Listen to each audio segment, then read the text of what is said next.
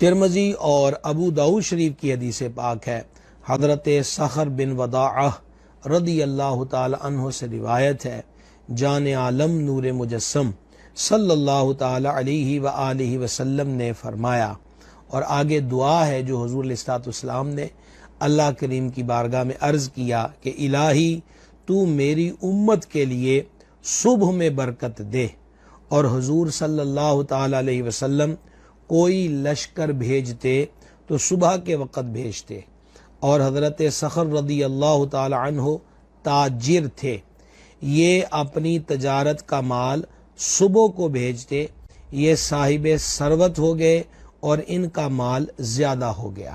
گرامی قدرات، صبح کا وقت برکت والا وقت ہے، اور ابھی آپ نے حدیث پاک میں سنا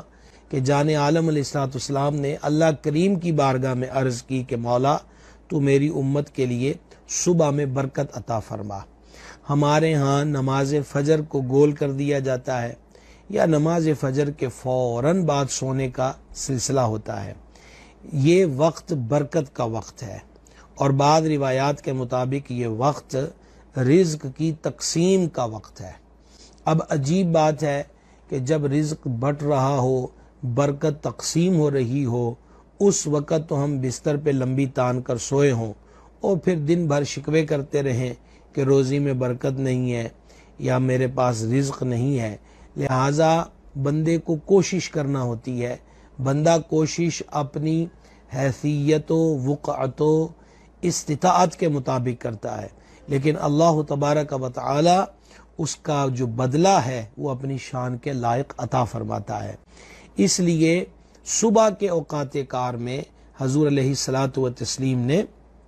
اس کو برکت کی دعا فرمائی ہے، اور یقیناً سید عالم علیہ السلام کی دعا قبول ہے۔ اور آگے جو اسی حدیث کے راوی ہیں حضرت سیدنا صخر رضی اللہ تعالی عنہ، ان کے بارے میں یہ تذکرہ ہوا کہ یہ تاجر تھے، اور اپنی تجارت کا مال فروخت کے لیے یہ صبح کو روانہ کرتے تھے،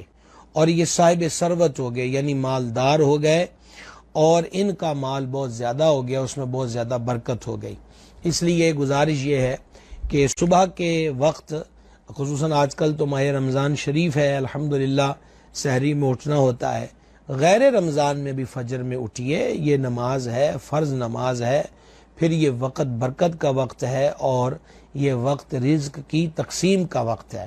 نبی کریم صلی اللہ تعالی علیہ وآلہ وسلم کی بارگاہ اقدس میں ایک صاحب حاضر ہوئے اور عرض کیا، یا رسول اللہ علیہ الصلاۃ والسلام، دنیا نے مجھ سے منہ پھیر لیا ہے، یعنی ان کی مراد یہ تھی کہ مفلسی و غربت ہے۔ آقا کریم علیہ الصلاۃ والسلام نے ارشاد فرمایا، اس ارشاد پاک کا مفہوم پیش کر رہا ہوں کہ تم اس تسبیح سے کیوں غافل رہے کہ جس تسبیح کی برکت سے پوری دنیا میں رزق تقسیم ہوتا ہے۔ فرما فجر کے بعد 100 مرتبہ پڑھ، سبحان اللہ و بحمدہ، سبحان اللہ العظیم و بحمدہ، استغفر اللہ۔ یہ تسبیح افضل یہ ہے کہ فجر کی سنتیں پڑھ کر فرضوں سے پہلے پڑھ لی جائے۔ اگر آدھی تسبیح ہوئی یا کتنی بھی مقدار میں پڑھ چکے اور جماعت قائم ہو گئی تو تسبیح کو ترک کر کے جماعت میں شریک ہو، اور جتنا باقی بچا ہے اس کو بعد از جماعت فجر، نماز فجر کی ادائیگی کے بعد پورا کر لے۔ ہمارے مرشد کریم حضور سیدی و سندی بدر طریقت پیر محمد عبدالرشید قادری رضوی رحمۃ اللہ تعالی علیہ احادیث کی روشنی میں فرمایا کرتے تھے کہ روشنی پھوٹنے سے پہلے پہلے اس کو 100 مرتبہ پڑھ لیا جائے، سبحان اللہ و بحمدہ، سبحان اللہ العظیم و بحمدہ، استغفر اللہ۔ راوی بیان کرتے ہیں کہ کچھ دنوں کے بعد وہ صاحب پھر خدمت میں حاضر ہوئے۔ پہلے عرض میں یہ تھا کہ دنیا نے منہ موڑ لیا ہے، اور اب عرض کر رہے تھے کہ یا رسول اللہ علیہ الصلاۃ والسلام، دنیا اتنی آ گئی ہے کہ یہ سمجھ نہیں آتی کہ اس کو کہاں رکھا جائے۔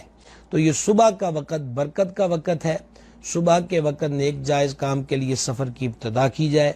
اور نیک جائز کام جو ہیں ان کو صبح کے وقت شروع کیا جائے۔